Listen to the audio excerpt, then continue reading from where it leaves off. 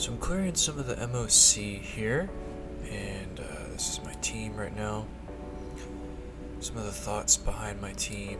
First team is a imaginary setup, and then I decided, it's weak to ice, so I'll bring Ruan Mei and I'll bring Pela. Pela's apply some of those debuffs that my Dr. Ratio needs. And then obviously Ruan Mei, she's just so broken, I just had to throw her in there. Luoch is there for the sustain and also to help with imaginary breaking. Bottom team is Fushuan, Silverwolf, Tingyun, and Zila. I went in there for basically trying to set up mono quantum with Tingyun, featuring the Foxian, not actual Foxian herself. Good old neck broken girl. Let's hope that you can help us out here and your neck doesn't break this time. Now, I am just going to say that my good old Dr. Ratio is definitely on some copium gear, so in the future he's definitely going to be much better built than he is now, but this is what I'm going for right now. I want to see if I can try and defeat all of this stuff with these copium builds that I have. And we'll just see how far I can go. I think I can clear it if I, stick with trying to also deal damage with the turbulence efficiently. I'm not going for 0 cycles just yet, but maybe in the future, after I get some more key pieces. Right now I just don't have like Huohuo or Bronya, so I can't quite reliably do some 0 cycles without those much needed supports. You kind of can use them pretty much anywhere. Very reliable units. Whenever Huohuo's banner comes out, I'll definitely be pulling on her. The Turbulence is doing some much needed work here.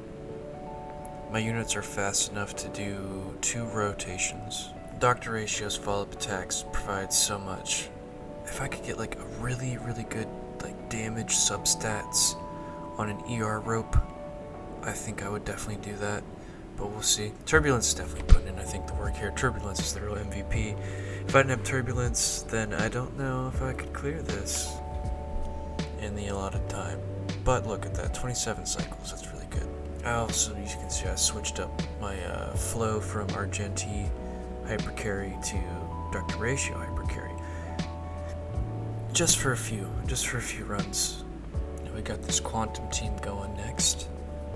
Silverwolf is just one of my favorite characters. I think that she's on something strong enough to get me through the MOC for this cycle. I know a new cycle just came out recently. I'll definitely be going after that when I can see how easily I can do this one, and then see what kind of units I probably need to build up as I go through it. Fushuan here is doing so much for the team, so much sustain. She will take like 65% damage from all the team. Like an Aureus, like from like Epic 7, like times 2. I wish that there was like a light cone that would come out in this game that is exactly an Aureus. I would love it if that would come out. I don't know, like 20 damage. Take 20 damage from your teammates or something. And then, like, if you imagine putting that on Fushuan, that's so much damage it's taken for the team. Who knows if a light cone like that will ever come out. That'd be great, though. The Genius Relic set is definitely coming in clutch for Zila's damage, along with Tingyun's buffs, for sure. Now, I don't even have an ER rope for Zila, but, like, you do a couple of her attacks, and then you charge her with Tingyun's ult, and she's basically there. Not too many skill points going into the second stage, but I think it'll work out regardless.